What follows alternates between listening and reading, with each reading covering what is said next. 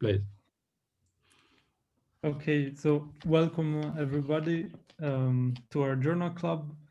And this week we are very happy to have Lorenz Eberhardt from Princeton. Before starting, let me just ask everybody to please, if possible, use your full name so that we know who you are when you ask a question.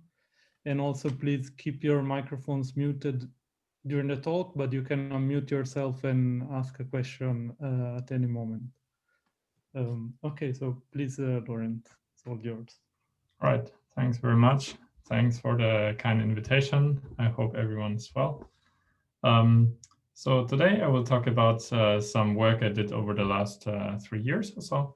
And the purpose is basically to give some version of ADS-CFT where you have both sides under control. So it will be a sort of simplified version, but it will still be some physical string. So I think there's lots of lessons to be learned from this. And already now, I would like to thank my collaborators, so with whom I did this work, which is Andrea Day, Matthias Gabadil, and Rajesh Gopakume. All right. So now we have another problem today.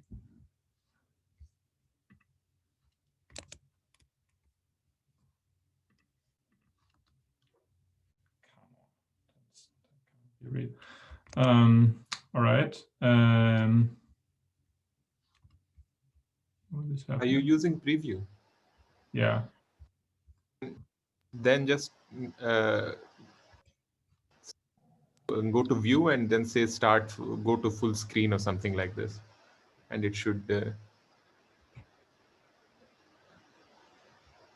somewhere downstairs. Slideshow. Go to slideshow. And that's the slideshow. It is the slideshow. Okay, yeah. Then I don't know. Sorry.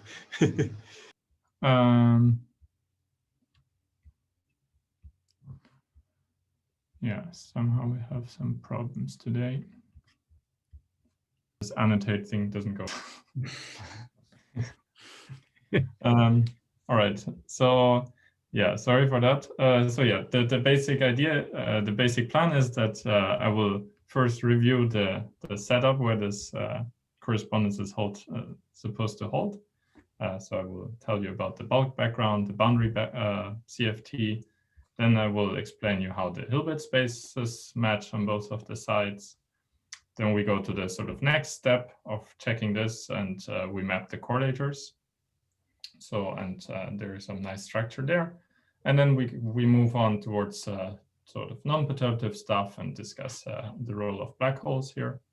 And finally, since this is an integrability journal club, and actually in point 1, 2, 3, 4, I will not talk about integrability since I'm not an expert on integrability. I should make this very clear. But there's recently there has been work to reproduce these results using integrability. So I would like to comment on this. And I think integrability is sort of catching up. And yeah.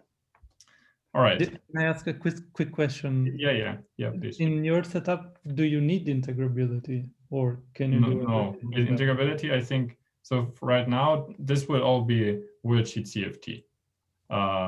But it's the worldsheet CFT I will discuss has some downsides, some pretty severe downsides. So I think, I mean, it's almost clear that there should be better formalism. I don't know what that better formalism might be, but integrability, the thing integrability can do right now seem to be simpler than what the analogous computations in worldsheet CFT. So it might be that integrability is a better formalism to describe this.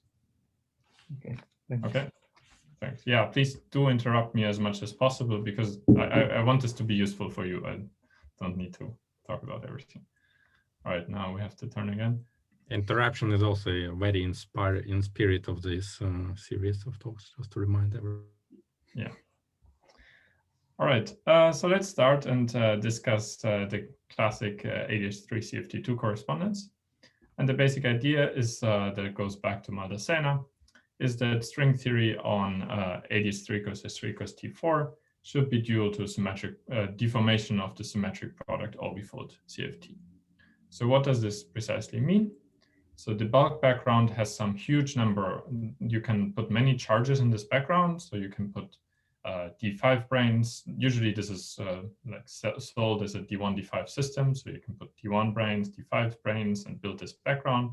You can also wrap some cycles of T4 with D3 branes. You can also put NS5 branes that wrap the T4, or you can put fundamental strings. So there are many charges you can put. There are also many scalar fields. So there's a huge moduli space on both sides. You can give these scalar fields webs. In fact, there's a 20-dimensional moduli space.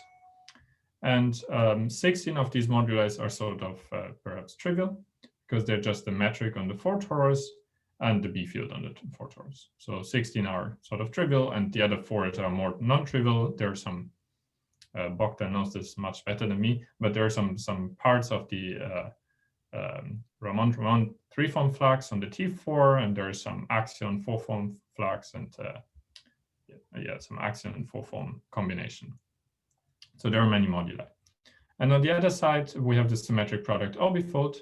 And so the T4 has the same 60 moduli, but then there are more moduli of the symmetric product, and you can deform the symmetric product away from this. So the symmetric product itself is like a special point in the moduli space, and there's a marginal operator in this theory.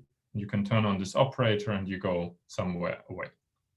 Okay, so yeah. But in general, you don't know actually what to do, right? It's just in the vicinity of the special. Yeah, exactly. So that's one, like this point essentially. So on the CFC side, we know how to deal with the symmetric product orbifold.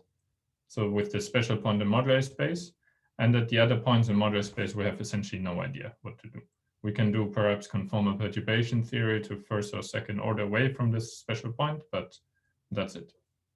So there's essentially very good understanding of the symmetric product itself, but there's essentially no understanding of all the other points in moduli space. And the symmetric product itself is sort of simple, and we'll come later to this.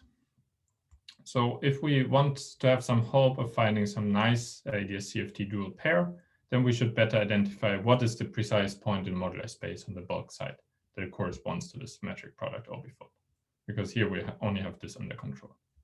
So until now, most of the work has been confined to computing some BPS quantities on both sides, because those you can compute at the symmetric product point, and you can compute at any point in the moduli space you like on the bulk side and compare them.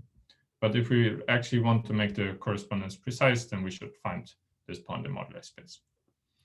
And it's sort of the rough analog of the sort of free limit of super mills. If you think about, I will make sometimes some comparison to ADS 5 times S5. So in the symmetric product orbifold, if you go to the special locus, it's sort of the, I guess, like 0-toothed coupling point in moduli space. Okay, so but the main question is what is the dual background that is dual to the symmetric product orbifold? So it should have some special values of fluxes and some special values of scalar fields. And so what is it? Okay. Good. So we can get some intuition what it should be by noticing that the symmetric product orbifold has higher spin fields. So what does it mean? It just means that the symmetric product orbifold itself has some huge chiral algebra, much bigger than what you would usually expect. Usually you would expect that there's some Virasoro symmetry because it has to be a CFT, and perhaps some supersymmetry because it's supersymmetric, but that's about it. And here the chiral algebra is just vastly bigger. And in particular, there are many massless high spin fields in the spectrum. Okay. So this means that necessarily also in the bulk, we need some unbroken higher spin symmetry. And that's something we don't have usually in string theory. If we look at, say, flat space string theory, then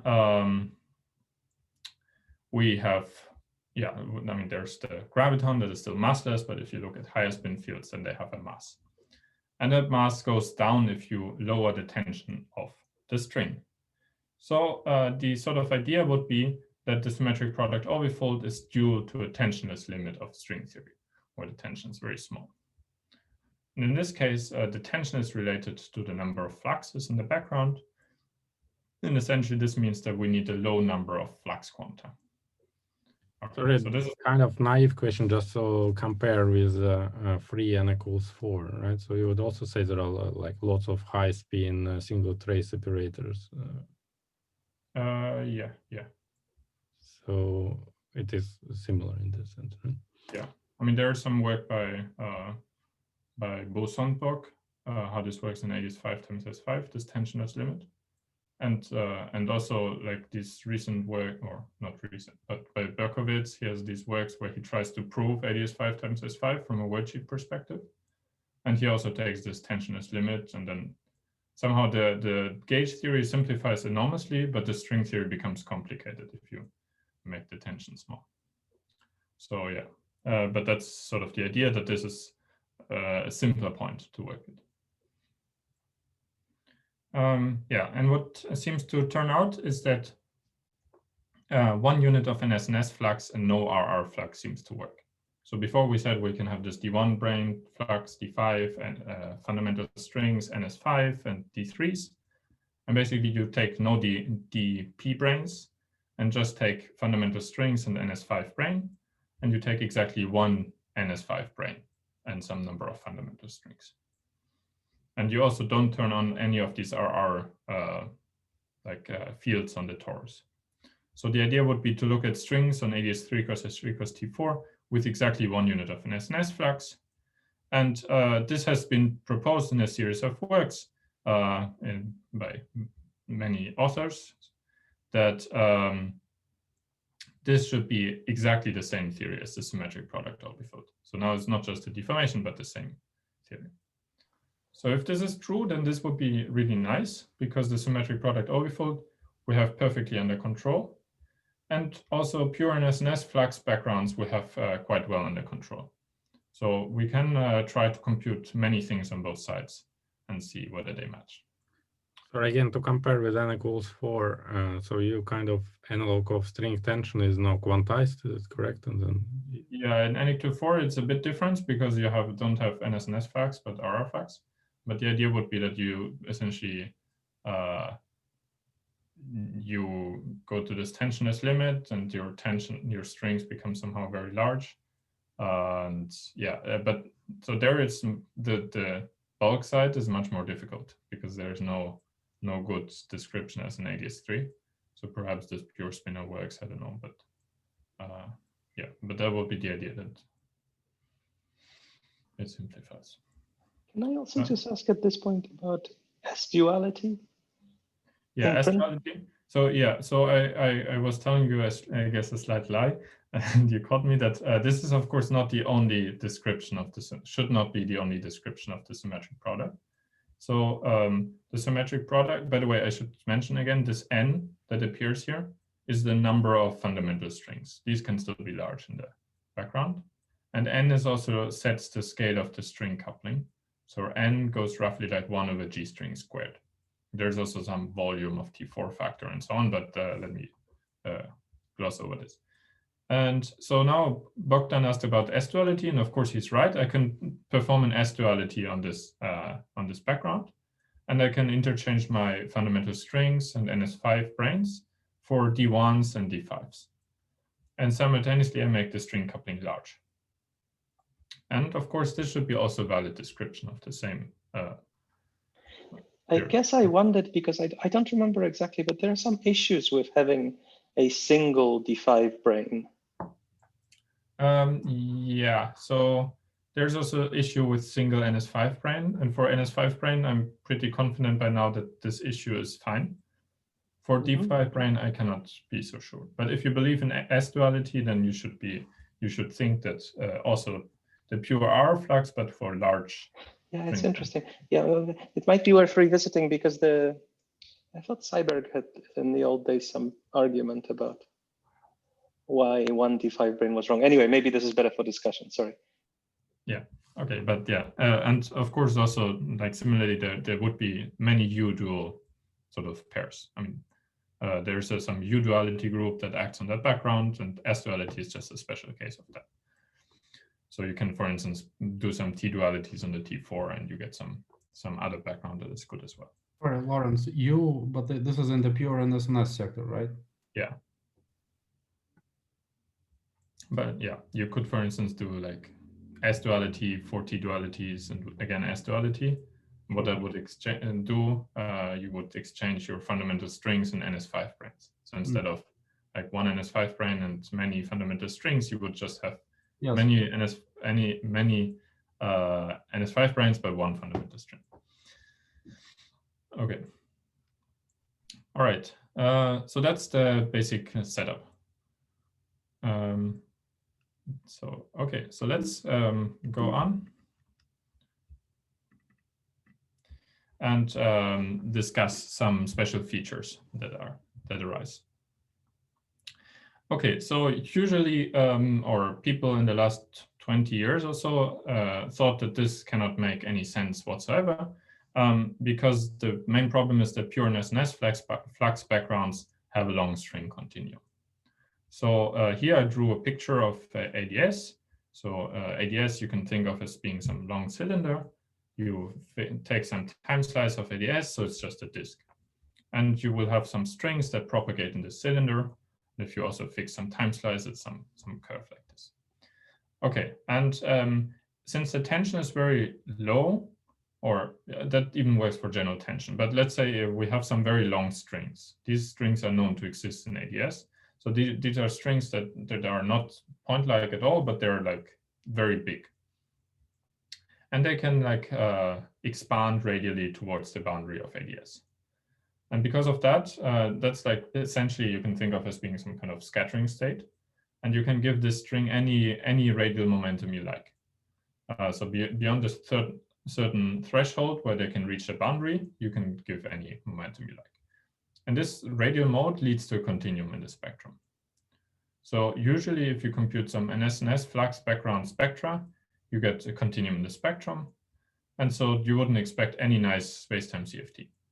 Because yeah, like the symmetric product, for instance, this has like a compact target space and it has a discrete spectrum and it's nice. So that's why people think that this cannot possibly work. Except that at 1 unit of flux, the situation becomes much better. Namely, this continuum disappears completely. So this you can show by analyzing the worldsheet theory explicitly. Yeah, I should also say that I intend this talk to be not super technical. So most of the things you see are just words. And if you want to know about the technical details, you should either ask me or look up in the paper. But I want this to be some sort of overview. Okay, so this is sort of a black box right now. But if you believe this, then you can expect a nice space-time CFT. And you should only, so this, I should stress, only happens at 1 unit of flux. You might think, okay, 1 unit of flux or 2 units of flux shouldn't be too different, but it turns out that for 2 units of flux, you have a continuum. For 1 unit of flux, you don't. So it's really like a sharp transition from continuum to not continuum. And the flux is also quantized, of course, so you cannot approach it continuously. Okay, so now if we restrict ourselves to 1 unit of flux, then the tension is small, as we said. So in fact, the sort of generic states of the theory will be of this form, like in this picture. So the sort of generic state is the generic string, or in fact, all the strings really are large. So the tension is small, so they're sort of flappy. And but what do you actually, sorry, what do you actually mean if there is no like quasi-classical limit? It's all purely quantum. How can you like say it's larger or not? Yeah, so there is some well-defined winding number that I will discuss in a second. And the strings, you can show that they all wind around the boundary of ADS. I mean, ADS, like the radius of ADS is small as unit of unit string length, as I wrote here. But I mean, these strings are very close to the boundary always. So yeah, in that sense, they're large. But are you saying like you can describe the system quasi-classically, or it's like quasi-classical from a worldsheet, you exactly. describe it by the worldsheet theory. The worldsheet theory is exact in alpha prime. Of course, it's still perturbative in G string, but it's exact in alpha prime. So, and there you can see that these, like what people call these long strings, which are these strings that go to the boundary, they're the only states in the system. Usually. Okay, just one precision, Lorenz, is that because I thought if, like, referring to this classical notion like of gross Mendel, you know, to have this large unbroken high spin symmetry, you really are taking tensionless limits so that your uplifted higher spins and your actually underlying string theory is sort of a broken phase of this uplifted higher spin theory. But here your tension is finite, small but finite, right? Yeah, yeah, thanks for the comment. So for Gross-Mendel, this is in flat space. So in flat space, there's no dimensionless ratio that you can consider. Exactly. There's just a tension. So it's not so like you have to, like, in a given scattering process, you have to take the energy large Right. with respect to the tension. So here there's dimensionless ratio with it, like the size of ADS to string length. And so in that sense, you can take the tension small parametrically. And it seems like, yeah, whether we're talking about like the units, I'm not sure whether it makes sense to talk about this geometric length anymore. So what makes sense always is to talk about the units of flux. So for one, the intuition is that the tension gets small, but Exactly. I'm not sure whether it makes sense to say the tension is 0 or small, or yeah, but it's quantized. So yeah, if you go to 1 unit of flux, then all these nice things happen. If you go to 0 units of flux, then it's trivial theory. So okay, so yeah, but it's like sort of a bit removed from your usual thinking about string theory, that we can think in some perhaps low energy approximation or something where the strings are almost point-like, and then we have some higher excited states. So here really all the states are already higher. So even the graviton looks like this. So also from a space-time perspective, this theory is super non-local. So, I mean, it has all this higher spin symmetry. So if you're used to thinking perhaps about Vasilyev theory or something, then so there are all these higher spin fields around, but it's super non-local because everything is like extended. Yeah, exactly. But even in this limit, I'm saying I think it's important because all those phases, or even on a curved background, they consider exactly tensionless so limit. So it is not finite anymore. Yeah. All right. So yeah, that's one important feature. Now let's talk about these winding strings. So in general, I drew a picture before of a string that was sort of excited and winded once around ADS. But you can also have strings that wind several times around ADS, like this one. And there's this winding number. You might think this is not a well-defined concept because you can just contract the string. But it turns out that in the quantum theory, you can really define this rigorously. I mean, this is like a well-defined number that is attached to every representation that appears in the worldsheet. And on the worldsheet, so this number I will call W. And so this would be a W equal to 2 string, W for winding. And so yeah, it seems not well-defined, but it is well-defined. And in the worldsheet theory, this is called spectral flow. So if you hear people talking about spectrally flowed correlators or something like this, they mean these winding string correlators. Yeah, so this was explained in this paper by Malis and Naguri. Okay, and these strings, again, will be like the generic states of the theory. Okay. Good. Sorry, Lauren. Yeah, So yeah, what should I think of the picture that this is analogous, for example, of a 2-point function on the boundary? What would that look like in the right? Okay, yeah, we will get to this, but let's. So this is like a cylinder, and the cylinder has like 2 endpoints, like infinite future and past. So at these points, sort of this worldsheet that winds, say, twice around ADS touches these boundary points. So in this case, you would have 2 insertion points, which are like future and past. And from this, your worldsheet starts off. So this is sort of the picture that, so you would have 2 vertex operators at infinite past and future. Okay, yeah. Okay. So yeah, now let's talk about the other side of the duality, and namely the symmetric product orbifold. Okay, so what is the symmetric product orbifold of the 4 torus? It's just an orbifold of a free theory. So it's really sort of simple. So it's just you take n copies of T4. T4 is just the sigma target space T4 sigma model. So it's just 4 free bosons, 4 free fermions, nothing else, 2 dimensions. And then this has a symmetric group theory, symmetry that permutes these factors, and you orbifold by that group symmetry. That's what it is. Okay, so it's it's non-trivial, but it's manifestly solvable, you would say, because it's just orbifold of free theory. But yeah, it's not that all the 3-point functions are 0 or something like this, so it's not completely trivial. Okay, and the sort of most important fields in this theory are the twist fields. So if you have an orbifold, then the orbifold always gives you twist fields. And these twist fields introduce monotromy of the original fields of the unorbifolded theory. So in this case, I will call this twist field sigma W.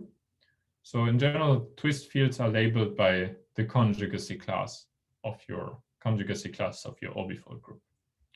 Again, here, so the analogy to AdS5 times S5 or supermills. So Sn you should roughly think of as being the Y group of your gauge group. It's like analog. So also here you will have single trace operators and multi-trace operators. And what it corresponds to is that these twist fields, they can have, so they're labeled by conjugacy classes, and conjugacy classes are labeled by their cycle types. So in general, some permutation will have like some multiple cycles. But if you have multiple cycles, this is like a multi-trace operator. So the analog of single trace operator is a single cycle twist operator. So you take some permutation, say a single cycle 1 to W, and you take the conjugacy class of that. That's what I would call sigma W. And these are the things that will correspond to single string states in the bulk. Okay, so as I said, these are labeled by conjugacy classes, and this is necessary to make them gauge invariant under the symmetric group. But it's often useful to write them as a sum over some gauge dependent quantities where you just sum over all the representatives of the conjugacy class. Okay, so, and I said they introduce monotromy. So how does it work? You take some generic field xi. So xi is some field that lives in the ith copy of this of these T4s. And what this twist field does now, if you insert it somewhere in the plane, then it introduces monotromy. So if you take this xi around this twist field, then it's no longer xi, but it's xi plus 1. So in general, it's the permutation applied to this I. So these are just permute them through. So this goes from I to W, and the Wth field goes back to the first field. Okay, so these are what these twist fields are doing. Because now, if you do this, if you orbifold by the symmetric group, this means that, like, if you have any state, you carry them around the twist field. It doesn't have to go back to itself. It only has to go back to itself up to a symmetric group transformation. And that's a symmetric group transformation, because we gauge it out, this orbifold group. Okay, so these are the fundamental sort of fields. You can, again, supermills analog would be perhaps the 0, W, 0 representations of the traces of scalars. Okay, good. Sorry about that. Okay, so now we can we sort of reviewed both sides roughly, and we can discuss how does the Hilbert space, how is it supposed to match? So let's look again at our sketch of ADS3. So it was like this disk, and we have, say, a twice winding string. The idea is now that this twice winding string is dual to the to this twist operator sigma 1, 2. So I wrote here the gauge dependent one just to make it sort of more clear, but really you have to sum over all the representatives. So, and you can draw sort of the same picture in the boundary. So we said if you take some field x1 in this first copy of the torus, you carry it around, then we go into the second x2, and you carry it around again, you go back to x1. So this one, at least is roughly the same picture, right? But let's make it a little bit more precise. So x1 and x2 are, in general, since we have monotromy now, you can think of them as being the sheets of some Riemann surface. So that's something you're very familiar with in integrability, I guess. So if you have monotromy, then you can think of the two sheets of the Riemann surface that meet at the sigma, and sigma introduces some branch point. And so now you get always, when you compute some correlator of symmetric product orbifold, we will see later again, also you get like a covering surface of your plane where you computed that correlator for free. So just because these xi's, they define you some covering surface.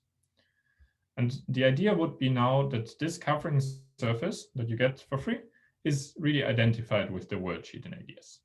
So that's what this picture is saying. So these orange,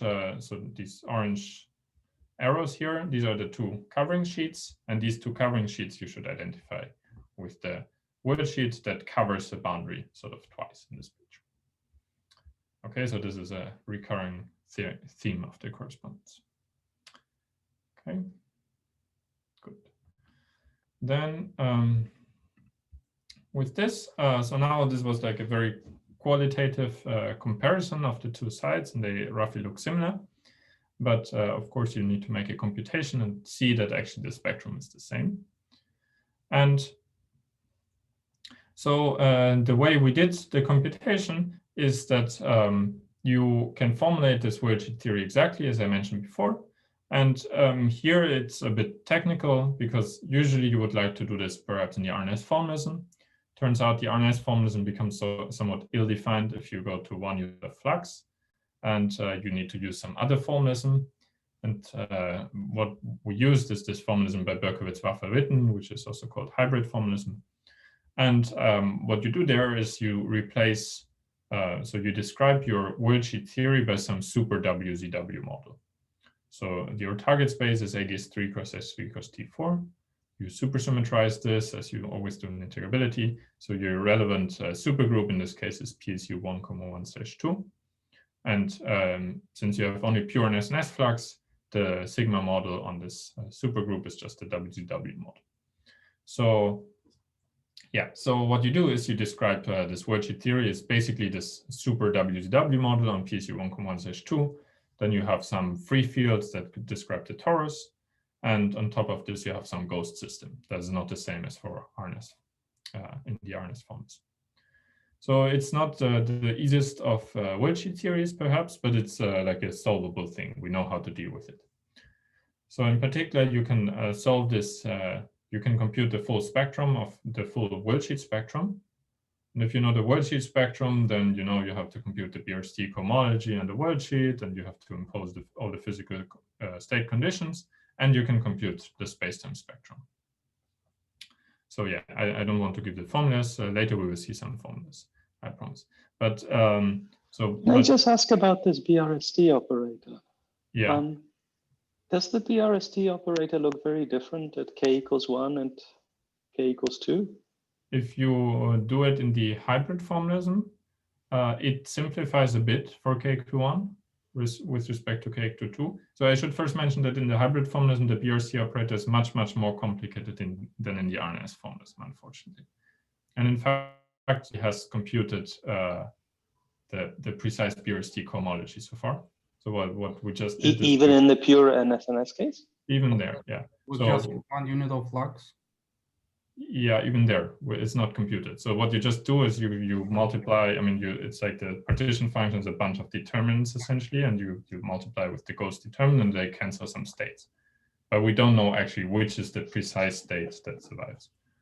So that's something I think Matthias Gabediel and Rajesh Gopakumar and perhaps some other people, I'm not entirely sure, but they're working it out right now. So that's definitely a missing piece. Yeah. Is there a quantitative way of saying whether the cohomology of the BRST operator is likely to be smaller than at k = 1 and k bigger than 1? I think not. So you would expect always the same number of states to be cancelled. I mean, the ghosts are still free ghosts. So there are like some BC systems and beta gamma systems and so on. So from a determinant point of view, they don't care about what is k. So what is definitely true is that the resulting spectrum is smaller, because just because the starting spectrum you started with is also smaller. So that's something I will mention later. That the T4 has 4 oscillators, right? It's 4 bosons for fermion. Whereas in string theory we would have 8. We would have 8 transverse oscillators. So that was a big puzzle also. how can it be that 8 transverse oscillators match to 4? And what happens is if you like decrease the tension, then ADS becomes smaller, the 3 sphere becomes smaller. Sort of like in pictures, there's no more space for your string to oscillate. And sort of you lose many states. So for the S3, this is, I guess, a familiar phenomenon, because like S3, SU2 versus the Minuit model, if you decrease the flux, then it becomes more and more, less and less states. And in the extreme case of SU2 level 1, it's just a free boson and the self-dual radius. So you lost somehow 2 degrees of freedom. And here this is like even more extreme, and you lose 4 degrees of freedom, essentially. Yeah, but so in that sense, the BRC cohomology is smaller, but only because you started with something smaller. I think it's not because of the BRC cohomology. Yeah. Thanks. Thanks. Okay, yeah, so you can, in principle, now compute the full bulk spectrum. By full bulk spectrum, I mean this is a computation that is exact in alpha prime, just because the worldsheet is exact in alpha prime, but of course we still need a small G string. And this turns out to match the single particle spectrum of the symmetric product. And we also here we need to take the large n limit, because we recall that G string was coupled to n. So that's nice. So now this is not just a picture than what I showed in the slide before, but it's something more precise, because you compute the actual spectrum state by state, including degeneracies and so on, and you see that it matches on both sides. So in particular, you can also give a full dictionary between perturbative states in the duality. So you give me some state in the symmetric product, I tell you, at least in principle, what is the state on the worldsheet. Again, there's this problem with the BRC cohomology that this is actually not fully solved, but in principle, you can do that. Okay, so you have some dictionary. So when you say spectrum, what exactly it looks like? So there is no parameters left, right? So there is, yeah. So there's the you just list all the. I mean, if you want, you just list all the states with their conformal dimensions just in the boundary. integers and the degeneracies. That's it. Yeah, and there's also some SU2 representation, because there's some SU2 R symmetry. So essentially, yeah, you list. We will see later how it looks. The torus partition function, we will see later how it looks like. Okay, but yeah, it's just a list of states if you want. Okay, good. So that was sort of this first level of comparison. And now we can go to correlators. Okay, so that will be the next level. And so now we know how the Hilbert spaces map, so we can start to study correlators. So, and on the boundary side, the relevant correlates we want to study are these correlators of these twist fields. These are sort of the most interesting fields in the theory. So these twist fields should map, I mean, since we know the dictionary, we know that there is some worldsheet vertex operator that maps to these twist fields. That worldsheet vertex operator will, of course, depend on the W, which on the boundary is the twist. On the worldsheet is this winding number of the operator. The boundary coordinate, so now there are 2 Riemann surface coordinates around. There's the boundary coordinate, which I will call X. So this is not holomorphic, it depends on X and X bar. And then on the worldsheet, there's a worldsheet coordinate. So, and the worldsheet, the idea is again that it covers somehow the boundary. So there's this worldsheet coordinate, which I will call Z, and also the vertex operators depend additionally on this X. So the worldsheet coordinates depend both on the worldsheet coordinate and on the boundary coordinate. So the way to introduce this on the worldsheet is just that X sort of resums all the primary together with all its SL2C descendants. There's some SL2C symmetry, which becomes the global conformal symmetry of the boundary, and this X just keeps track of all the descendants. Okay, so we know this. So now if you think this duality should be true, and then you need some equality like this. So you compute, let's start perhaps in the boundary. So you compute this correlator of n twist fields in the boundary. And the boundary is in S2 in global ADS. So we put now these 2 points at past and future infinity. and you compute this correlator. They are at some points, and you would believe that this should be reproduced by the corresponding string theory computation. Sorry, the like field theory side, let's say, it's just some combinatoric type of calculation, right, essentially. So on this side, you mean? Yeah. It's a bit more complicated. I will show you in, I think, 1 or 2 slides how it goes, but it's not terribly complicated. Yeah, and on the string side, what you would do is you would sum over the genera, and you would put the string coupling, and you would integrate over moduli space of Riemann surfaces. Then you would put the worldsheet coordinators of these worldsheet vertex operators. You would compute them on this Riemann surface, and you integrate over the Riemann surfaces. And this is supposed to give you the same thing if you believe in the duality. Okay, I was suppressing some details like ghosts and the worldsheet and so on, but yeah. Okay, so how does this go? Yeah, so let me explain first how the computation goes in the boundary. This is sort of classical and is known for a long time how to do it. So you want to compute this correlator. And again, let's recall that these twist operators you can write as sum of these sort of gauge dependent ones. And now let's just, for illustration, let's talk about 3-point function. So let's insert 3 of these operators in the plane. And I take the sort of gauge dependent ones. So just pick any representative of the conjugacy class here. And then again, we saw before already that the ith field of the symmetric product orbifold, if you carry it around x, around the sigma, then it gets transformed in this x g1 of I.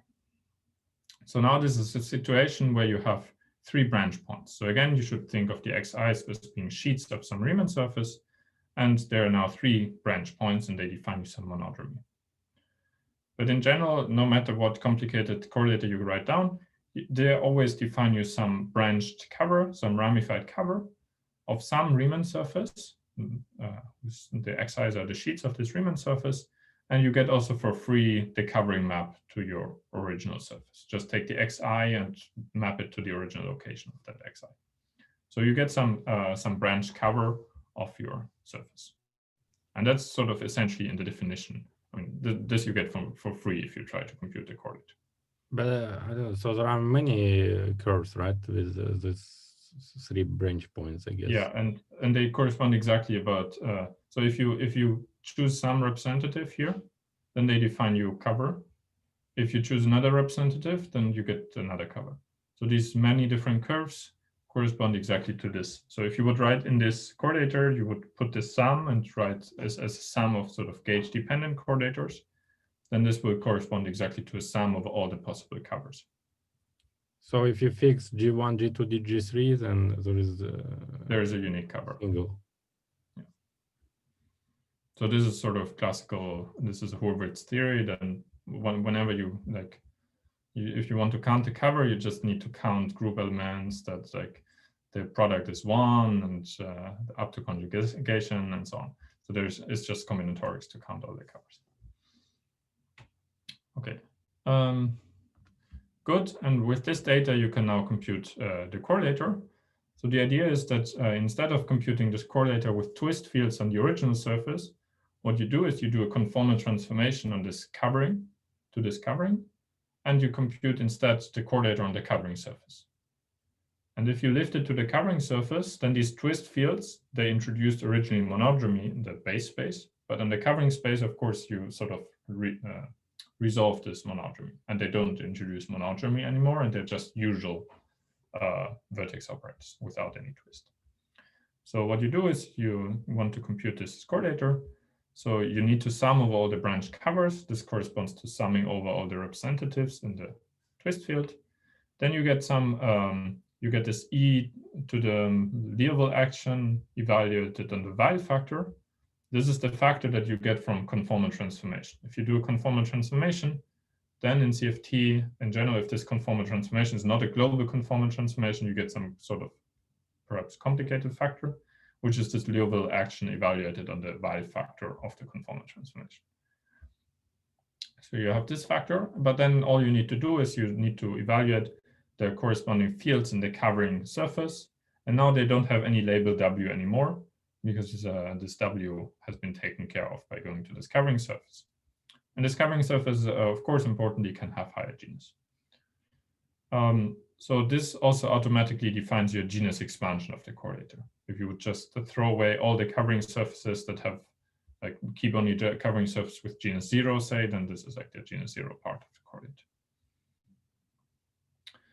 And then, so there are also other methods to compute these correlators, I should say, but this is like one method that is particularly nice in this context. So now all you have to do now is to compute. So this part is sort of easy because the sigma tildes, they're just free fields now. They're just, I mean, these are fields in the original torus theory. So this is free fields, but on higher genus surface. And now what you just need to do is to evaluate this Liouville factor. And you can evaluate it explicitly in terms of basically the data of the covering map. So all you need is like some Taylor expansion coefficients of the covering map and so on. Okay, so you see that morally, perhaps computing correlator in this theory is as difficult as computing a higher genus correlator in the like free original theory. And you sum of all these covers. Okay, so it's sort of simple. This is what happens in the boundary. Now let's go again to the bulk and see how we can do it in the bulk. Lorenz, do you think is it a good time to stop for the break now, or do you? I think it would be very good if I can do this slide and the other one afterwards, because then I'm done with correlator. Sure. And then it's very good. Okay, so yeah, let's match with the worldsheet. So again, on the worldsheet, we would do this computation. On the boundary, we would do this computation. Now I already wrote this as like sum of all the branch covers. So also here I can like write this as a sum over all genera.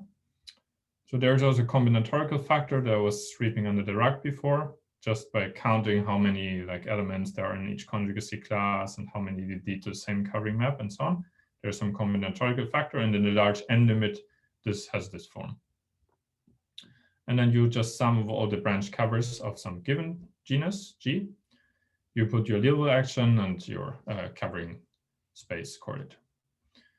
And now you see already that the two sides look more similar. Particularly, you can see that the n dependence is correct because n was supposed to go like 1 over g string squared. And so this is correct.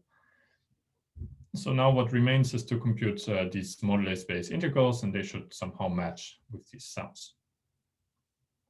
So the idea here is again the same as for the spectrum, namely that the worldsheet is the covering space, literally. So that's sort of the mantra of this whole thing. So that's also why I use this coordinate zi here on the right. I mean, I use the same coordinate for the covering space here, even though a priori it has nothing to do with the worldsheet. But you see that there's of course one crucial difference, namely on the left-hand side we have an integral over all the Riemann surfaces, and on the right-hand side we just get a finite sum over some particular Riemann surfaces. So in order for this to work, the most canonical way sort of is that this integral reduces to this finite sum. So instead of integral over moduli space, you get just finite sum over branch covers. So these are just a finite subset of your moduli space. But so can you say what the difference, why in one case it's continuous and in another discrete? Is because in the right-hand side you have kind of discrete monotromies around, and in the left. Yeah. So on the right-hand side, it was basically some combinatorics. You summed over some elements in conjugacy classes and so on. So you get always, there are always finitely many covers of every. Yeah, but the main difference is that monotromies are kind of integer labeled. So here there's no concept of monotromy on the worldsheet. So what you would need is that these worldsheet correlators should be essentially always 0. They should have delta function support in the moduli space of Riemann surfaces. That would be the conjecture. So if you're trying to compute a worldsheet correlator on a Riemann surface that is not the covering space of the boundary, then this worldsheet correlator should be 0. Yeah, otherwise this discretized localization doesn't need to agree. Yeah, but yeah, you would agree that this is sort of the most canonical way that this could work. I mean, you have the same Riemann surface on both sides, and yeah, so. And then, of course, these correlators need to agree with these correlators here. So this was actually already conjectured to be the case like 10 years ago. Okay, so now perhaps this is the most unsatisfying slide of the talk, namely about this localization. So now you need to have the problem that you need to somehow show that these worldsheet correlators localize in the moduli space of Riemann surfaces, and they localize exactly on this finite number of covering surfaces. And the problem is that this is not very transparent at all, because this covering space, this covering map doesn't come out of the worldsheet theory. In the boundary, like we compute some correlator, and for free we get a covering surface. In the worldsheet, there is no covering surface to be seen, no covering map, and so on. So this is sort of magic that this should happen. So what we did is that this worldsheet correlator is heavily constrained by symmetry. So first of all, there's some SL2. So the worldsheet has this super WCW model. And first we looked at the WOD identities so there are some local WOD identities on these correlators, and they constrain these correlators a lot. And they're actually much more complicated than what you imagine because of these winding numbers. So these winding numbers make actually the fact that these vertex operators are not conformal highest weight states. And it's much more complicated to evaluate these WOD identities. But anyway, so they pose constraint on these correlators. And you can actually and you can show that the localization in the moduli space of Riemann surfaces is at least consistent with these constraints. Okay, that's still not very convincing. But then for genus 0, very recently, there was actually given a proof. So there are even more constraints that were originally not taken care of that arise because this PSU1,1/2 WZW model has many null vectors. And these null vectors, they impose further constraints on the correlators. And these authors managed to show that these further constraints actually prove you that this correlator, at least when the worldsheet is genus 0, localizes on all the covering maps. But I should mention that this is like super indirect. So it's like a very brute force, and it's not very conceptually clear to me why this happens. And there's no covering map around and so on in the worldsheet. So at this point, I find sort of unsatisfying. But it seems to be true, at least in like these situations. Okay, so I guess that would be a good time to So stop. that the current status quo, that it's kind of magically mysterious, in some cases checked, but who knows why. Yeah, but in principle, I think you can prove it, so it's better than the status quo. But it's the proof is not transparent. Proof, but for genus 0 proof. Yeah. Yeah, but so they're working on the higher genus. I believe they can do the higher genus. Just give them half a year, and then I think they have it. Yeah. So it was about general states, yes. But this super conformal group has short, semi-short representations, of course, yes. Yeah, it has only short representations actually. Only short representation. Also, and long. Only short and long. Yeah, only short. Yeah, it depends. We're talking about an affine group. So if you're considering the global subgroup of the affine group, then there will be short and long. But if you only look at the full affine group, then it's only short representations. Okay, and this correlator, it is about already short representations.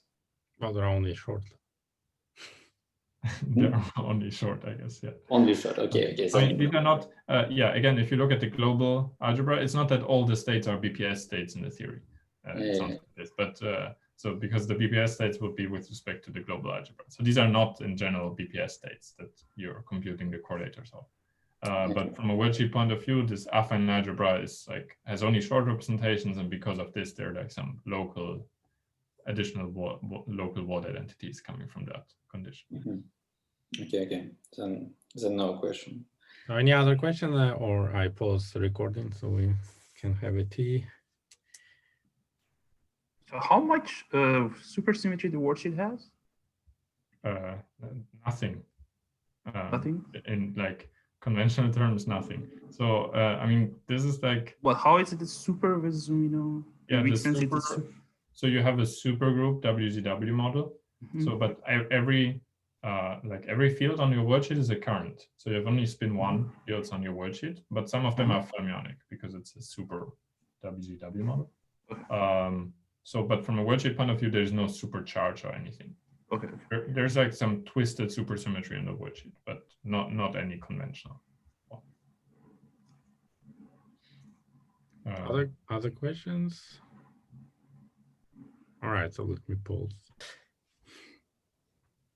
Okay, please, Lorenz. All right, good. So that was it about correlators. Now in the final like 20 minutes, I want to discuss some non-perturbative stuff essentially. Now we talked about like a large n limit and perturbative corrections, and we can do, I mean, up to technical difficulties, I think one can get it fully under control. So yeah, so now the question is, what can you say about non-perturbative objects like black holes in the correspondence? So it seems like we've matched the full spectrum before the full perturbative spectrum. So you might ask, where in the CFT are the black holes?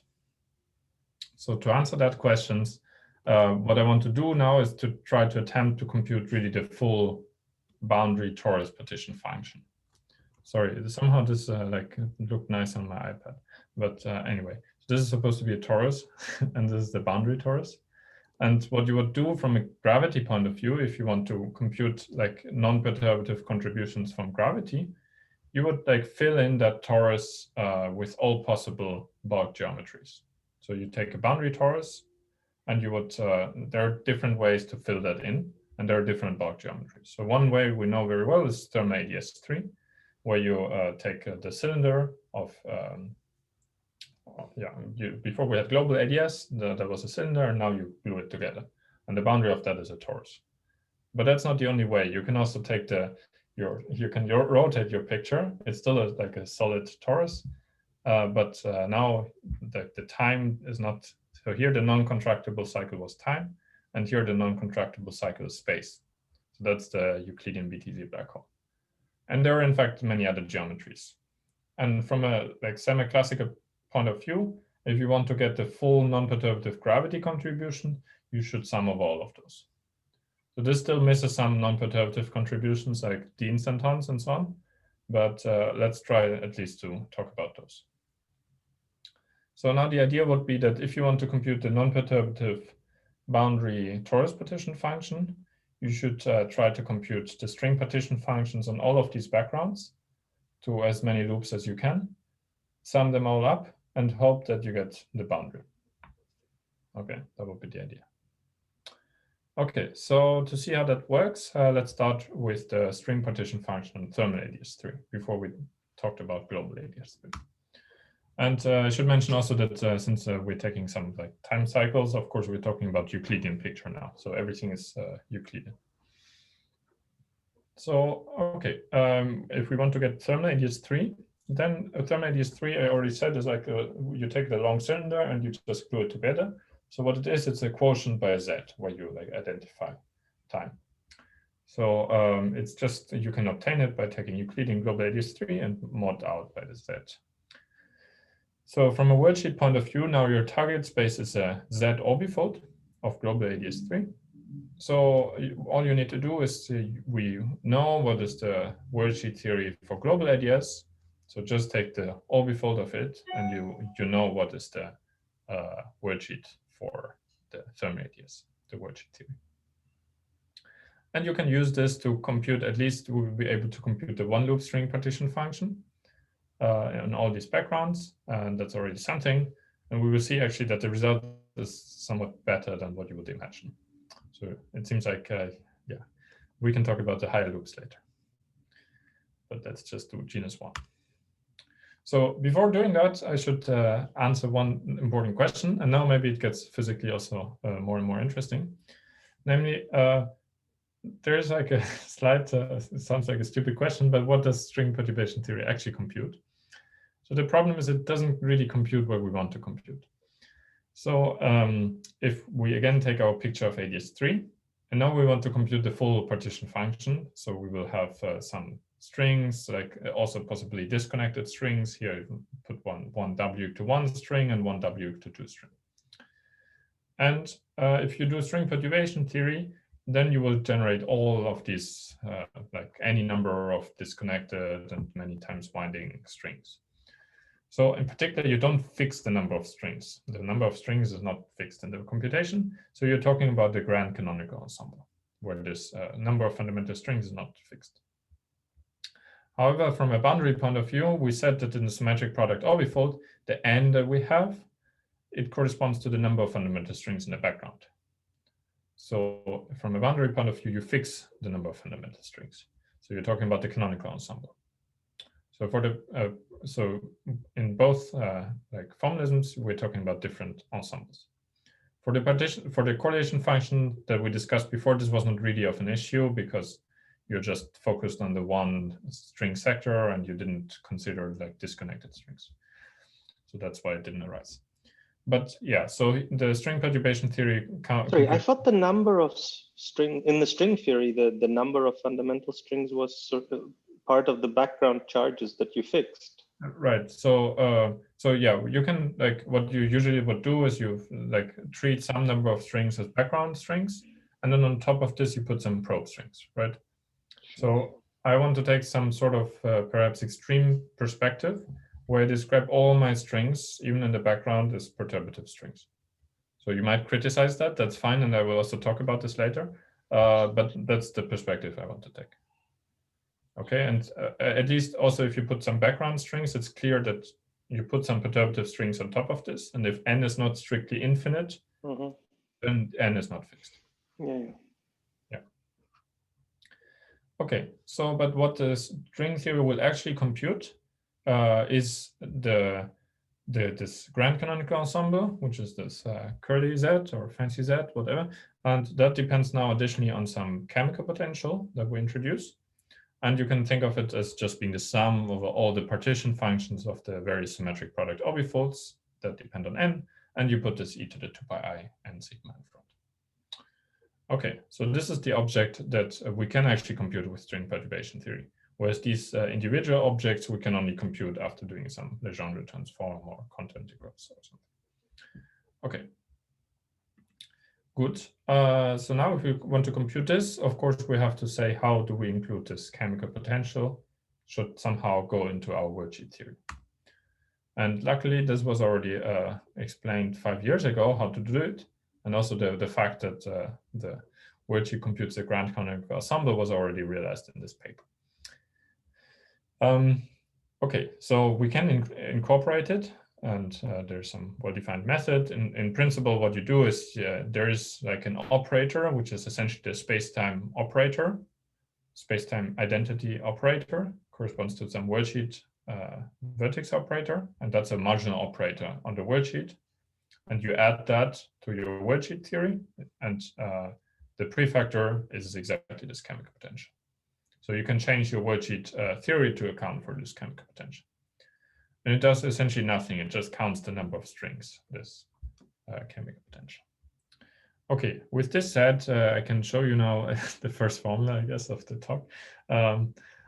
So that's the worldsheet partition function, the one loop worldsheet partition function in thermal ADS. So the worldsheet partition function will depend, of course, on the worldsheet modular parameter, which is this tau worldsheet, but it also depends on the boundary modular parameter. So because the boundary of thermal ADS is a boundary, is a torus. So we have two modular parameters around, and on top of this, we have this chemical potential. And you can directly compute it just because you know the partition function of this PSU1,1/2 WZW model, and you take the orbifold and you sum. You do the orbifold and you compute it. And what comes out is this, you get like a sum over integers. That there are some integer sums, so it makes sense because we're taking a Z orbifold. So at least there should be twisted sectors of this orbifold that are described by integers. And then you get the delta function. That's nice because you want, the delta function in this case just comes out by computation, I should manage. There is like a, yeah, it's just you sum some series and their delta function. Which kind of series? Yeah, I mean, the way it comes out is just that if you're, even in global ADS, you can already see that. So you have these continuous representations around in the worldsheet. And the continuous representations with respect to SL to R, they have some zero modes. Okay, this is like the global SL2R representation in the worldsheet. And the zero mode, it's like unbounded from above and below. Okay, and so now you just sum that series as like a geometric series that goes infinitely far to the left and right, and that leads to delta function. So that's where it comes from, if you want to compute the characters. So in this case, it's really kind of a stupid computation where it comes from. Whereas for the correlators, it was sort of more involved, if you want. Okay, so you get the delta function, and it will turn out to be the right one. I will discuss it in a second. And then you get this e to the 2 pi sigma times this determinant of ABCD, which counts the number of strings we will also see. And then you get the T4 partition function. So again, there's so the mechanism for this delta function should be related to this localization, right? Which discussed. Yeah, exactly. So yeah, let's see what the delta function is. So this is again a localization, and the worldsheet partition function localizes now on configuration where the boundary modular parameter is related to the worldsheet modular parameter like this, where ABCD are some integers. And exactly if they're related like this, there exists an unramified cover. So this time is unramified because we're computing partition functions. So there should be no ramification. So there's an unramified cover of the worldsheet torus to the boundary torus. So in fact, so indeed, these are all the covering, like this tau worldsheet are all the possible covering modular parameters of this boundary modular parameter. And this map has exactly the degree of this determinant ABCD. So the mechanism should be similar in the correlators, in a sense, right? Probably. Yeah, though it's much harder to, like these wadded entities are much clearer how you would apply them in correlators. On a 1 point, like 0 point function on a torus, I don't know how to apply wadded entities. They're not restricted by an argument like that. So I agree, yeah. There's, again, this I find one of the most unsatisfying points. So there's like some situations where you can observe this localization exists and so on, but no general kind of argument.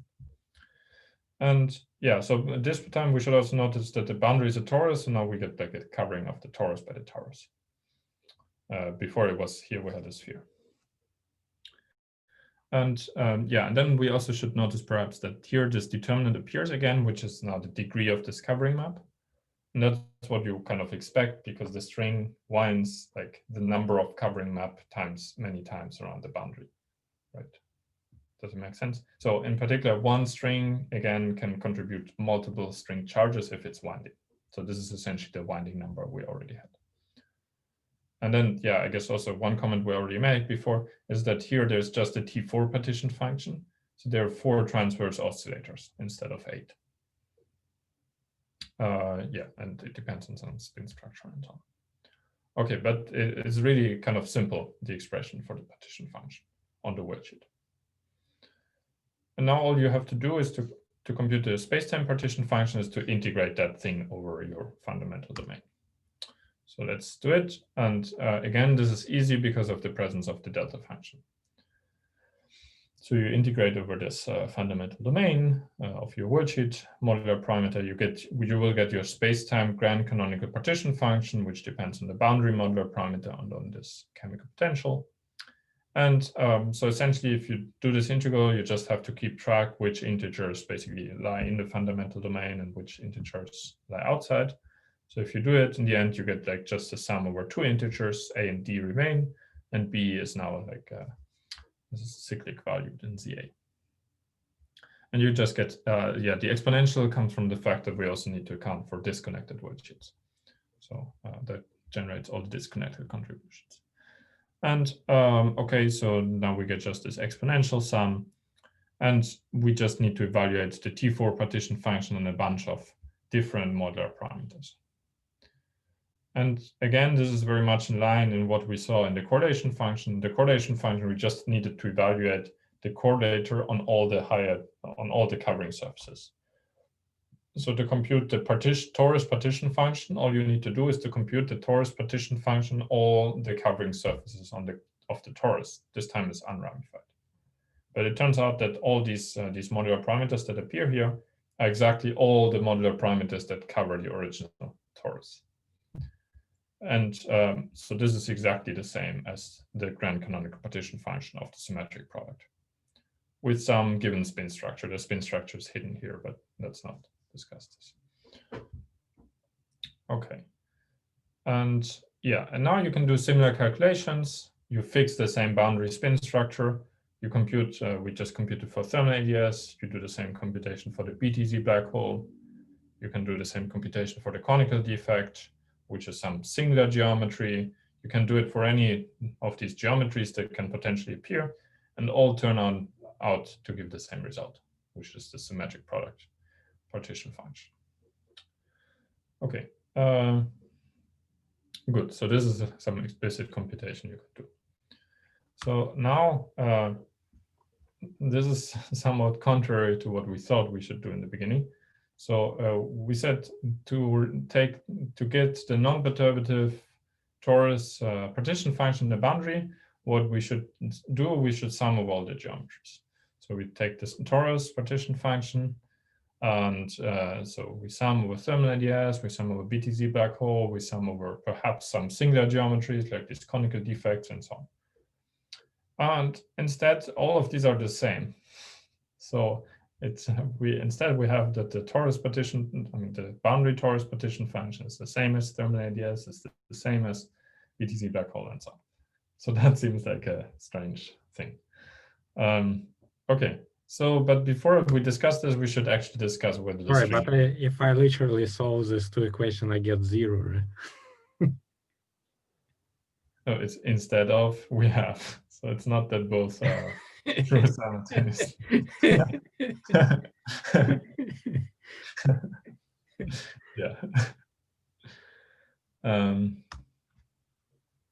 Right. So before discussing possible physical ramifications of this, let's ask whether it's, this computation is trustworthy. So the first issue is that we did a one-loop computation, and of course you would generically expect that there are like 2-loop and 3-loop contributions and so on to the partition function. But again, so here there's kind of a good physical reason to believe that these high-loop contributions are actually not there. And the reason is that because, again, of this localization. So if you have like a torus, the boundary was a torus, and you, from a boundary point of view, what you needed to do is to sum over all the unramified covers. And you saw that in the sum before, there were only actually unramified covers of the torus covering the torus. And that's always the case. If you have a torus, it has Euler characteristic 0. If you take some unramified cover, it still has Euler characteristic 0, so it's still a torus. So the torus can only be covered by a torus. So you would from this expect that perhaps that the worldsheet can also only be a torus. Only the one-loop worldsheet can contribute to the boundary. So this is not proven in any case, but yeah. So this is at least some belief that there is no homogeneous corrections to this string partition function. So then maybe more seriously, we talked only about gravitational non-perturbative things. So you can also ask about other non-perturbative contributions like d-instantons. So can there be like d-instanton corrections to these results? D-instantons you would expect to give some effect that goes non-perturbatively. And so it should go like 1 over G string. 1 over G string is like square root of n. There's in the boundary, there doesn't seem to be anything that goes like square root of n at all. So this is some indication that there shouldn't be d-instanton corrections. But they're, from a bulk point of view, they're certainly not studied. That's something that yet has to be done. Sorry, on the boundary, you computed exactly for ADN or not? Right, and you can, like, if you do a large n expansion, you can look whether there is like some non-perturbative things, and they're not. So. And also you see that one loop saturates the result. Yeah, one loop is already exact. So in fact, if you go back, the spectrum itself doesn't depend on n at all, because it's one loop exact. I mean, the only thing that depends on n is like how many states you have, but the spectrum itself, not the energy levels. So is this a prediction that the d-instanton contributions have to be 0? There would be a predict for this to work, they have to be 0, but I don't understand why they're 0 and they're not studied yet. So yeah. I mean, certainly there are d-instantons, right? There are d-instantons, and so of different kinds. There's like, again, some, yeah, I don't know how this is supposed to work. Either for cake1 there's, so I mean, certainly for cake1 there are less. Localization will take care of them. Yeah, or they're like equivalent to something else. Again, they have like some equivalent description perhaps. I don't know exactly how this is supposed to work. But from a boundary point of view, that doesn't seem to be the instant nodes. And from a bulk, they're not studied yet. Yeah, and then perhaps for me, the most serious issue is that you can ask about back reaction, and that goes in the direction that Bogdan, I think, was asking me in the, before. So usually you put some fundamental strings and then you put some probe strings on top of them, and you shouldn't put too many because otherwise they become too heavy and change the geometry. And in this grand canonical partition function, we didn't put any bound on the number of strings, on the winding number of those strings, and so on. So you can think that if you take very long strings that wind like n times around the boundary, or you take n strings, then you shouldn't trust this computation because they become super heavy, and their mass becomes comparable to the NS5 brane that is there. So yeah, so that's something you can say, and I don't have anything particularly good to say against it. And it just seems that since you hit the spectrum on the nose, that there shouldn't be any back reaction correction, perhaps because there's some model invariance in the boundary. I don't exactly know. But I will go on now and assume that this is fine, and I will trust my string computation really to the end, essentially. Okay, we can discuss this later if you want. Okay. So yeah, with these caveats in mind, let's go on and trust string theory and see what we get. So if this is true, then instead of like computing the boundary partition function as sum over all the bulk partition functions, you compute the boundary partition functions by computing the bulk partition function on any background, any of your favorite backgrounds. So in particular, you should find all the states that you find from, say, thermal ADS, you should find from BTZ black hole point of view, and so on. So in particular, that means also you can find the BTZ black hole is some particular, the vacuum of the BTZ black hole is some particular state in the symmetric product, and you can see what it corresponds to from thermal ADS point of view. You can find any state from any background. So in particular, the vacuum of BTZ. If you trace it through, you will find that the BTZ black hole corresponds, in fact, to one single long string that winds n times around thermal ADS. So yeah, so the n again is like huge. It's like of order 1 over g string squared. So it's like one string, but it winds so many times that it becomes very heavy. And so you can change the geometry. And what this computation seems to suggest, that it changes the geometry precisely to the BTZ black hole. So you can, now you have two descriptions of the BTZ black hole. You can either describe it in terms of geometry, like the donut that is lying down, or you can describe it in terms of the donut that is upright, and you have like one string that winds many, many, many times around it. Okay, and so that you have these two different kinds of descriptions was already actually speculated a long time ago by Susskind, Horowitz, and Polshinsky. So they did it for flat space, but so this is like known as the black hole string sanitation. If you have some black hole whose event horizon is of string size, then you can equivalently describe it by some very long string that winds around the horizon. So here there's no horizon because we talked about Euclidean things. So it would be interesting to do the Lorentzian story, but at least you see that there's like one single long string that winds around ADS. So yeah, and that something like this should happen in ADS was also predicted already in this paper here. Okay, so that's something interesting that happens physically. So there, in summary, you can also say that there are no, you can say there are no black holes in the spectrum because this black hole is like a perturbative string state. Sorry, Lorenz, I mean, maybe it's too speculative, but is there something to say about ADS2? Like, for example, I have this Regulund Euclidean black hole, which actually is conjectured to be an integrable background. Sorry, integrable system. Yeah. So for ADS2, certainly it has to be different. So because just because of dimensionality. So here you can have long string that winds around the horizon. For ADS2, the horizon just 2 points. So yeah, I'm just thinking if there is something that exactly could deform it exactly into this Regulund black hole. Yeah, I don't know. So Okay. for higher dimensionalities, I mean, this long string becomes like some higher dimensional object also. Exactly for IDS3, it's just this string. But yeah, this picture in this Horowitz-Polchinski paper, they go through many different examples in different dimensionalities, and they match some kind of leading entropy of the two systems, of the black hole and of the long string. And they show that it always matches. That's the argument. So, but I think there's no ADS2 example that I'm aware of. Okay, and yeah, then one other kind of important question that you might ask is that we know that in the boundary, in like all these boundary theories, there's a Hawking-Page transition, right? For a lower temperature, you expect that thermal ADS dominates the spectrum. For large temperature, you expect that the black holes dominate the spectrum. And ADS3 is no different, so there's a Hawking-Page transition in symmetric product. And so now if I tell you that every background is as good as any other background, that seems a bit strange.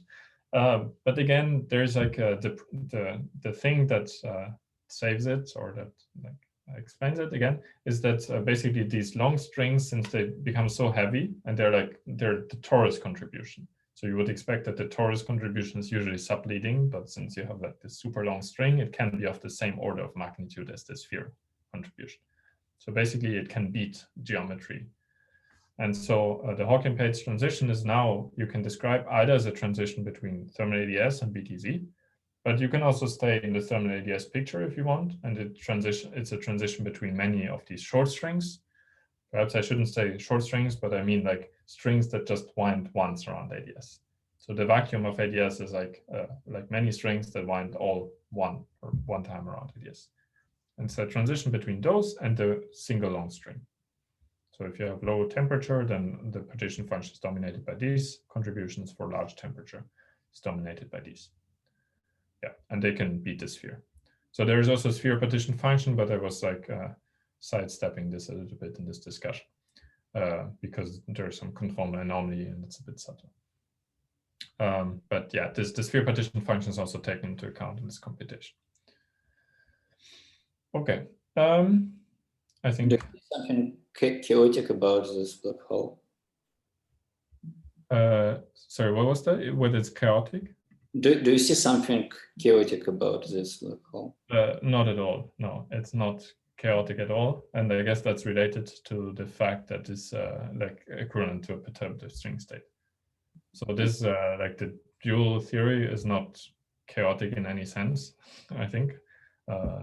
So everything is like an orbifold for free theories. Like couldn't be less chaotic. And yeah, so nothing is chaotic. So yeah, maybe I can also say, so this correspondence is, I think, probably not useful to learn about like real size black holes, because they're much too complicated. They should be chaotic and so on. But it's rather talking about these string size black holes, because we're just talking about such a small ADS. Yeah. Okay, so that was basically the story I wanted to tell. And now I want to interest you in it perhaps a little bit more and talk about what integrability could do for us in this setting. Yeah, as I mentioned, most computations, all the computations I showed, have been performed using worldsheet CFT. And there are some upsides of it, but also like some very serious downsides, I think. So for me, at least, I'm not sure whether integrability will be the answer, but it's clear for me that worldsheet CFT is not the best formalism to deal with it. I mean, we know that the boundary theory is simple. It's a way better formalism to describe the string theory is using the boundary. But so there should be better formalism to describe the string. That's almost clear. And I hope somewhat also that you can use this correspondence to learn about what this better formalism should be. Okay, so let me tell you what is good and what is not good about the worldsheet CFT. There are maybe strong points is that you can control all the representations that appear. You can classify all of them, and you throw your 2D CFT methods at them. You classify all of them, make some model invariant, and so on, and you know what is your theory. And it's also good for going to higher genus, at least in principle. So you can put your CFT on any higher genus surface. It's also good to make the complex structure manifest, because we were talking all the time about some ramified covers and so on. So your worldsheet is some Riemann surface, your boundary is some Riemann surface, at least in the Euclidean picture. And it's very good to have the complex structure around. And it's also kind of easy to go to other backgrounds like thermal ADS. You just do orbifolds. But there are also very significant downsides. So the first one is I haven't really showed so much, but these winding string correlators from a worldsheet point of view, they're really terrible. I mean, the way we always compute is we like compute them from one winding to winding and so on, and then we guess, because we have literally no way of like treating them analytically in one go. So yeah, this is, but the answer is always kind of easy. So it's like you go through a lot of computation and get some easy answer. That sounds like there should be something better to do. The CFT is also much more horrible than what I showed you. It's actually a logarithmic CFT, so you have to deal with like some indecomposable modules and blah, blah, blah. There's some very complicated BRC structure that is not even fully solved yet. So there's like lots of additional baggage you have to carry around, which in the end is not physically relevant. So yeah, that's bad. Also, this localization we were talking about is not transparent at all. It happens, but nobody knows why, I think. Okay, so yeah, that's what I wanted to say about what worldsheet CFT can do for us. So maybe the natural question, like the contender, the only contender I think now is worldsheet integrability. So we can ask whether it can do better or at least as good. And so it seems like it's catching up a little bit. So until recently, pure and SNS backgrounds were not the strong suit of integrability. But integrability is much better as computing like spectrum to high precision at perhaps more complicated backgrounds like mixed flux backgrounds. So there was an S matrix for pure and SNS backgrounds proposed by these authors here that reproduces the full spacetime spectrum. So and then there was a recent addition that there was some problem that it didn't reproduce these long strings, and these long strings are super important for the correspondence because everything is long strings. So also they seem to be reproduced now. So yeah, I should mention that this is not very rigorous until now. So this is like just some conjecture that this S matrix does the trick, but there's no derivation of this S matrix whatsoever. In particular, if you take the S matrix for mixed flux background and you just take the pure SNS limit, you don't land on this S matrix. So there's a big question how you go there. But if you just assume it, then you seem to land on the right thing. And for this S matrix, also this S matrix is just a CDD factor. There's nothing difficult about it. And so in particular, you can solve the TBA in closed form. And essentially, it's trivial. It doesn't give any correction to the spectrum. So yeah, so with these caveats, you can reproduce the symmetric product orbifold spectrum again from the worldsheet. So this has been done in this recent paper by Alessandro. And I should say that the computation is much, much simpler than the computation that you have to do in worldsheet CFT. In worldsheet CFT, you have to analyze all the modules and find all the indecomposable things, compute all the, you have to really do a lot of work on the worldsheet CFT. And in comparison, the integrability computation is really very easy. So I think it's less rigorous until now, that's fair to say, but it's also much shorter. So yeah, it's a natural question whether integrability is better suited actually to describe it. So don't you have already the best description ever, your symmetric product, which allows you to compute everything if you want? Of course, but you would like to learn something about string theory description, right? Yeah, but the symmetric orbifold is the best description ever. Because when you say it's a strings, I mean integrability, like, do you know which side of the duality you are? You're like, that don't really care, right, anymore. Yeah, perhaps. But you would like to start from some ADS and show that you land on the symmetric product, and the connection is not so obvious, right? I mean, what you do in worldsheet CFT, you start with some large radius background, you write down the sigma model, and then you just put the value of flux to be 1, and you solve the model, and you compute the spectrum, and you should show that it matches. I think for integrability is not so simple because you start with you basically have to postulate this S matrix, and there's not a good way to compute it until now. So, but yeah, I don't know. Maybe you can guess some better formalism, but I think there should be some formalism that makes reference to ADS or or we don't understand string theory at all. I don't know. I think it's some interesting laboratory to try to learn what is the kind of best formalism to do these kind of things. Yeah, and also the other thing you could do is you could learn how to compute correlation functions from integrability. That's something integrability is not yet so good at doing. So, and worldsheet CFT, you can go to these correlation functions. As I mentioned, the computations in worldsheet CFT are horrible. They're only done on the computer and like extrapolating to arbitrary winding always. But the answers are always simple. So I wonder whether it can be like some testing ground for the hexagon proposal or anything, because yeah, it's something where it has a simple answer, but a complicated way of computing it. And also perhaps you could learn how to do higher point functions, like doing the octagon or something. And yeah, maybe also localization would be more obvious from integrability. At least the spectrum seems to be more obvious from integrability. That I can see.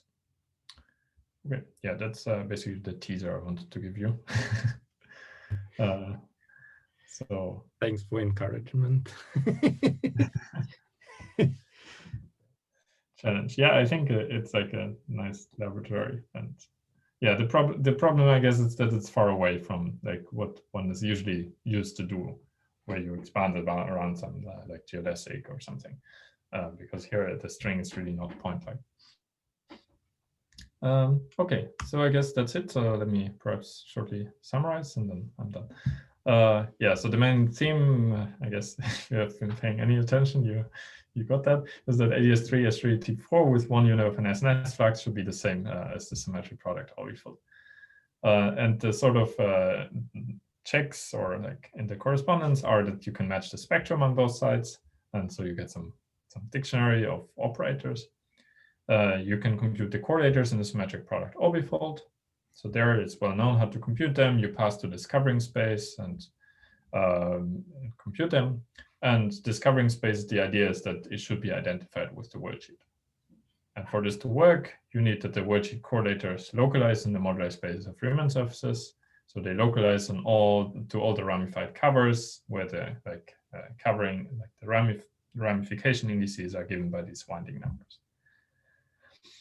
And yeah, the final thing I was discussing is that the spectrum seems to have only perturbative excitations. The only thing around are these long strings that wind.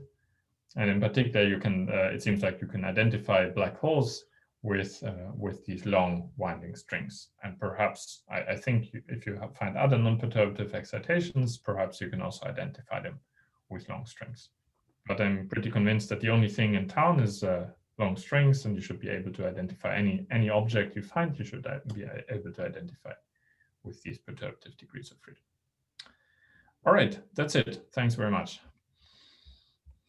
Okay, thanks, Lorenz, for the very nice talk. So please unmute yourselves and let's thank Lorenz. Thanks. Are there any more questions?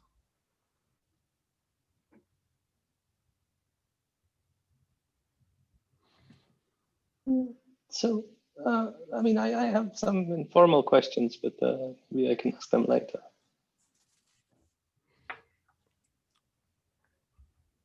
Yeah, I guess we can turn off the recording, right? Then. Yeah. Okay. Yeah. Then if there are no more official questions, yeah, let's thank the speaker again, and then we continue informally.